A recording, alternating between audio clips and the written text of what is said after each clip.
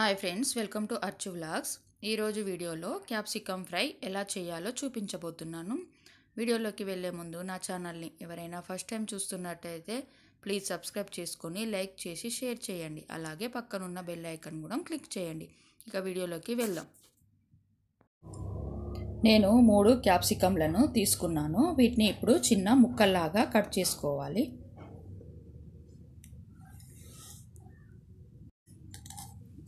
క్యాప్సికమ్ని ఈ విధంగా చిన్న చిన్న ముక్కల్లాగా కట్ చేసుకోవాలి. ఇలా చిన్నగా కట్ చేసుకోవడం ద్వారా క్యాప్సికమ్ అనేది తొందరగా ఫ్రై అవుతుంది. స్టవ్ వెలిగించుకొని ప్యాన్ పెట్టుకోవాలి. ప్యాన్ హీట్ అయిన తర్వాత 4 స్పూన్ల ఆయిల్ వేసుకోవాలి. ఫ్రైకి కొంచెం ఆయిల్ ఎక్కువగానే పడుతుంది. ఆయిల్ హీట్ అయిన తర్వాత 1/2 స్పూన్ ఆవాలు, 1/2 స్పూన్ జీలకర్ర వేసుకోవాలి. అలాగే 4-5 పచ్చిమిర్చిలను చిన్నగా కట్ చేసుకొని వేసుకోవాలి. అలాగే ఒకటి చిన్నది ఆనియన్ కట్ చేసుకొని వేసుకోవాలి. ఆనియన్స్, పచ్చిమిర్చి అనేది ఆయిల్లో బాగా ఫ్రై అవ్వాలి. ఇలా ఫ్రై అవుతున్నప్పుడే ఇందులోనే ఒక రెమ్మ కరివేపాకు వేసుకోవాలి.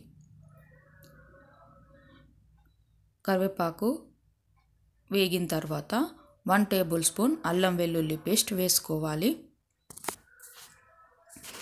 అల్లం వెల్లుల్లి పేస్ట్ పచ్చివాసన పోయేంత వరకు బాగా ఫ్రై చేసుకోవాలి.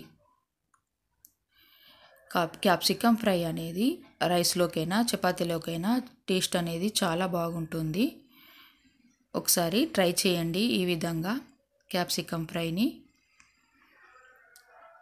ఇలా అంతా ఆయిల్లో బాగా ఫ్రై అయిన తర్వాత 1/2 స్పూన్ పసుపు వేసుకోవాలి. అంతా మిక్స్ చేసుకొని ఇప్పుడు ముందుగా చిన్నగా కట్ చేసుకున్న క్యాప్సికమ్ ముక్కలను వేసుకొని కలుపుకోవాలి. ఇందులోనే టేస్ట్కి సరిపడా సాల్ట్ వేసుకోవాలి.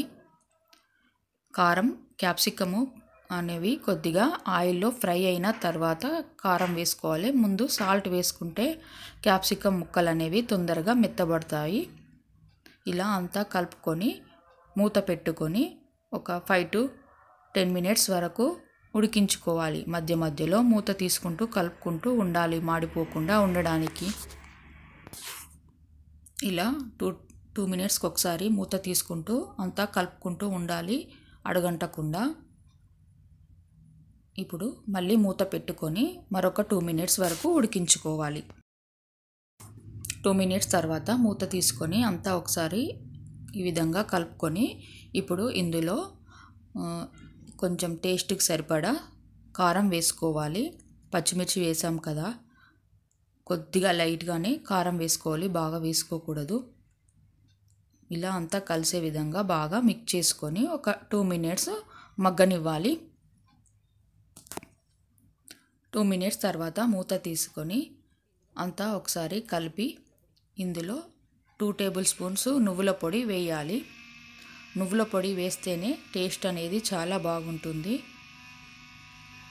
ఇలా కలుపుకొని మూత పెట్టుకొని మరొక 2 మినిట్స్ వరకు ఫ్రై చేసుకోవాలి.